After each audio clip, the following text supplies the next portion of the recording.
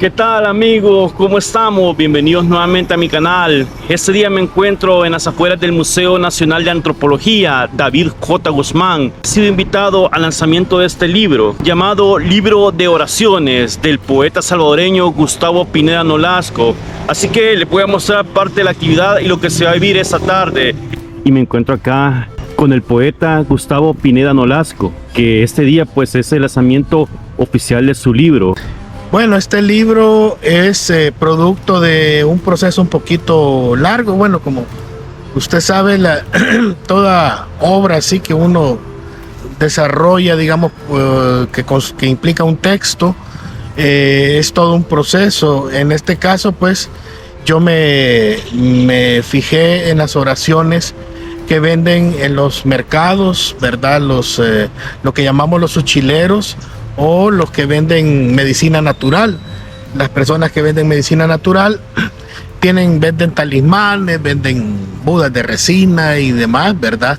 Pero es parte de la espiritualidad popular que todavía sobrevive, que está, digamos, vinculada a diferentes tipos de espiritualidad, ¿verdad? La católica, la cristiana, el budismo, la de religión yoruba también y demás, y varios elementos que pertenecen a la cultura indígena.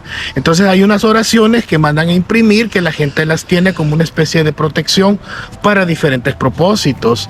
Entonces yo empecé a coleccionar estas oraciones, y la idea era, bueno, en el primer momento solo lo hice por coleccionar, por enterarme más o menos de qué iban las oraciones, pero después se me ocurrió hacer un poemario, ¿verdad? Yo recopilé cerca de 100 oraciones más o menos, y se me ocurrió hacer un poemario, porque hay una vinculación, pienso, entre una oración que, bueno, le da poder a las palabras. Yo creo que la palabra o las palabras tienen cierta energía, cierto poder, por eso las oraciones. Y la poesía es parte de eso, es decir, se vincula con esa palabra que tiene cierto poder, ¿verdad? Al final, pues, tanto las oraciones como la poesía tienen puntos de encuentro. Los sacerdotes mayas en Guatemala dicen: nosotros le hablamos a la Jau, o sea, le hablamos a Dios, pues, en la forma en que decimos, que dicen los caxlanes, que es poesía, como quien dice, le hablamos en poesía, porque buscan las mejores palabras para hacer su oración. Entonces se hizo ese trabajo, ese esfuerzo de combinar las oraciones que se venden en los mercados con mis poemas. A veces solo la parte ilustrativa, pero sí al final del poemario, que ya está, el libro de oraciones, a la parte final están, digamos, un ejemplo de unas 8 oraciones que son parte de las que se venden, ¿verdad? Esas la pueden observar, ¿verdad? Está esta es la de Rey San Pascual, que tiene bastante culto ahí en Guatemala. La oración del ánima sola, ¿verdad? Hay diferentes oraciones. Entonces, y está combinado los poemas con las, digamos, las ilustraciones que llevan las oraciones, pero estos sí ya son poemas míos. Entonces, bueno, ese es el esfuerzo, ¿verdad? Lo que estuvimos trabajando. No fue fácil sacar la impresión también, ¿verdad? Hubo una imprenta que me dijeron que no la podían imprimir, y ya habíamos hecho trato, pero a medio camino, ahí empezando, dijeron que no imprimían este tipo de oraciones, se molestaron.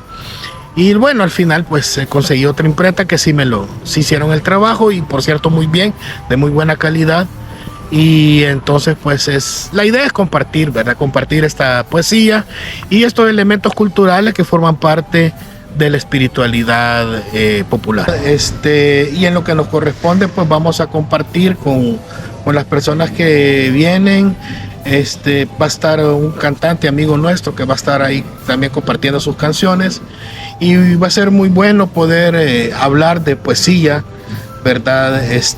Hablar de estos elementos que son al final vivenciales, y generar pues tal vez alguna discusión sobre sobre este tema. Esa es la idea de una presentación. Muchas gracias por tu tiempo, Gustavo. Gracias, mucho gusto. Esta tarde me encuentro acá con un artista invitado al lanzamiento del libro de oraciones. Él es el señor Dimas Castellón. ¿Qué tal, don Dimas? Muy bien, aquí esperando la hora de dar inicio a la presentación de este maravilloso libro de nuestro amigo Gustavo Pineda. Siempre él nos da mucha sorpresa. El año pasado presentó un libro sobre legislación de derechos humanos para los pueblos originarios. Le estuve apoyando también.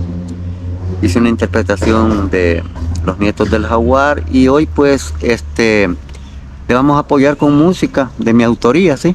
Y yo realmente estudié en el Centro Nacional de Artes, teatro, ¿verdad? Artes escénicas. Estudié de 1975 a 1977.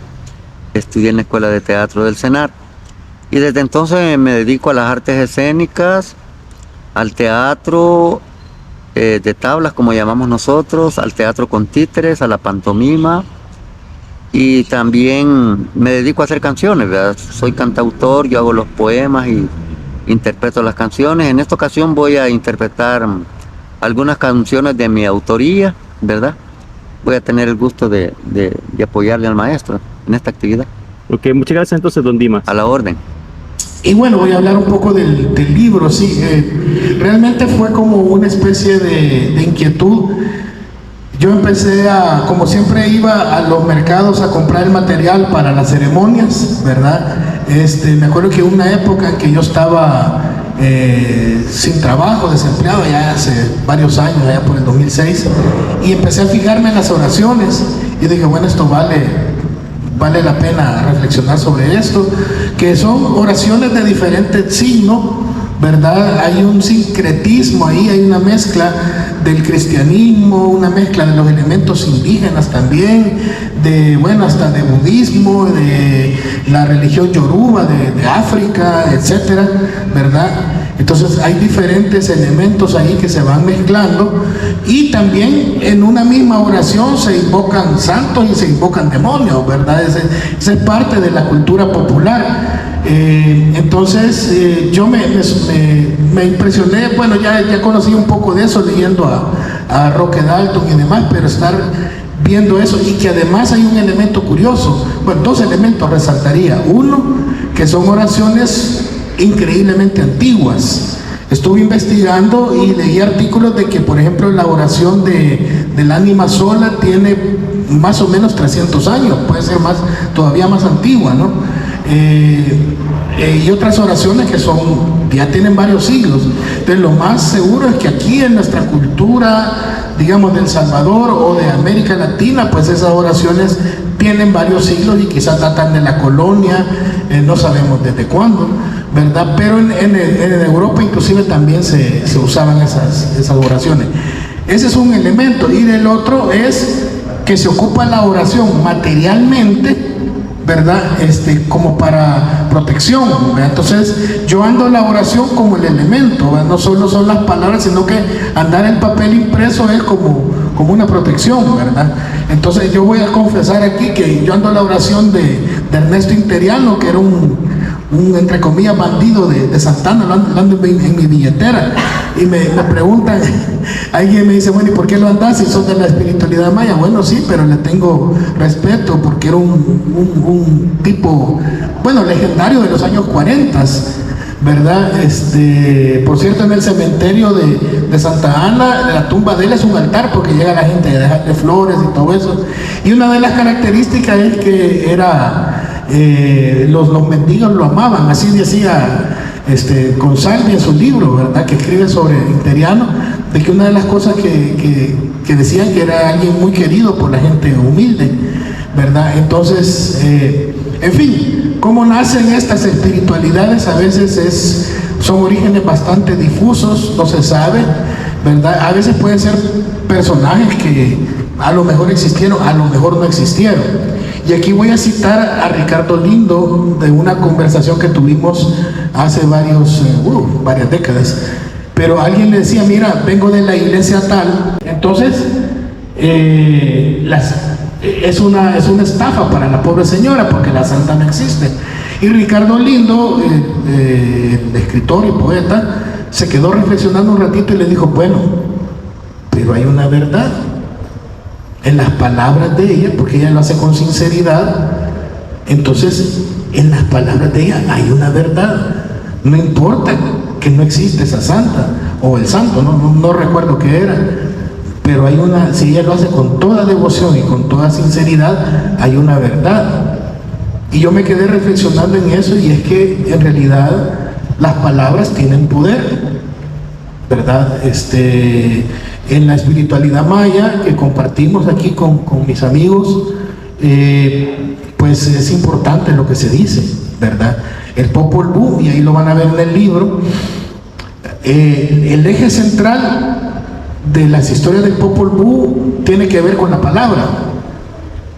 Por eso es que al principio dice que los dioses, los creadores, dicen que les piden a los seres que han creado que agradezcan. Y los seres que han creado en ese momento son animales que solo emiten sonidos y no pueden unir las palabras. Entonces son destruidos, dice.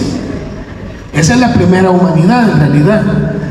Y la última humanidad son los Ajpú, que Ajpú quiere decir cerbatanero, pero los sacerdotes mayas explican que Ajpú es el que transmite, ¿verdad? Que transmite la palabra certera, el comunicador, ¿verdad? Sé que hay periodistas o hay gente que escriba, pues es el comunicador, el de la palabra certera. Entonces hay una evolución, pues digámoslo así, en la historia del Popol Vuh, desde los que no saben usar la palabra, ¿verdad?, hasta los que usan de manera certera la palabra. Y en muchas culturas antiguas, no solo la maya, ¿verdad?, el tema de la palabra es muy valioso, muy importante, ¿verdad? Por eso es que también en el cristianismo se habla de la palabra también, ¿verdad? Entonces es algo muy importante. Por eso es que yo hago, digamos, este sincretismo, esta unión de la poesía, porque, bueno, es el tema de imprimir cierta energía en los poemas y un poco juntarlo con esta espiritualidad popular, por decirlo de alguna manera, porque yo creo que pues hay un tanto de poesía también, así como en la poesía hay un tanto de oraciones, ¿verdad? En las oraciones hay un tanto de poesía, hay puntos de encuentro. Entonces, por eso es que mi atrevimiento. Y bueno, y allí viene la parte curiosa, porque yo no tuve tengo como recopiladas como más de 100 oraciones, que seguro que son solo una parte de todo ese universo. Cuando la llevé a la imprenta, el libro que yo me acuerdo que te comenté, ¿verdad? Llevé el libro a la imprenta, tuvimos el acuerdo para imprimir y demás, y de repente a los días me llama y me dice, mire, no se va a imprimir el libro. Y le digo, bueno, ¿y por qué?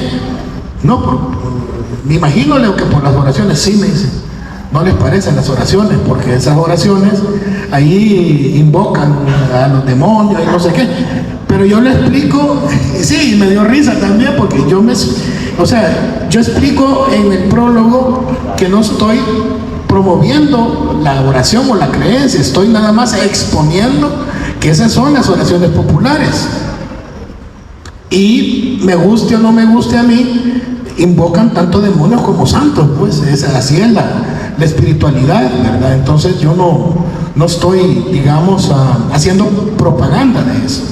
Tanto así que después me fui a la imprenta de la UCA y sí me lo imprimieron, pues, ¿verdad? O sea, no tuvieron mayor problema.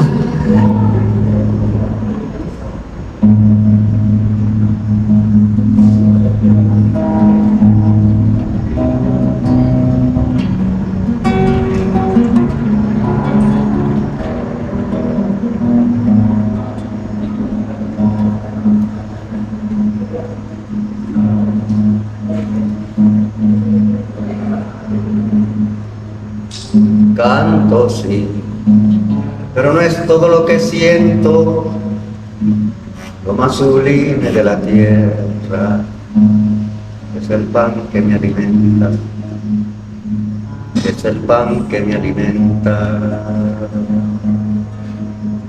Canto, sí, pero me faltan más palabras para decirle al universo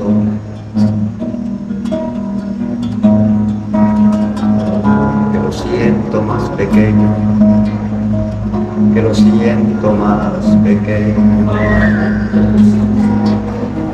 Ayer la tierra era sin fin y la luna nos alumbró, despertó curiosidad de dónde se aventuró por fin. Ahora la tierra es más redonda, los santos casi ya no son, el supremo tambalea, va perdiendo el mal poder.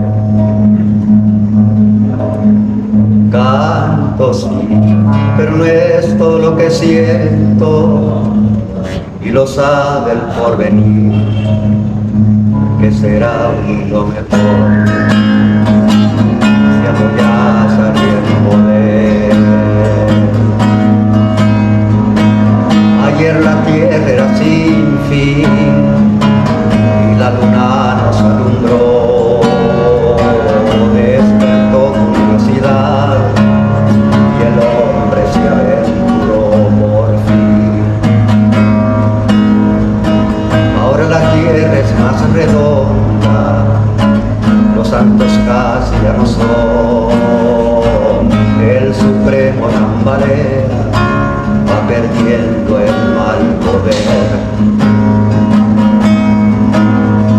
Canto sí, pero no es todo lo que siento, y lo sabe el porvenir, que será un mundo mejor, si apoyas al bien poder, que será un mundo mejor, si apoyas al bien poder.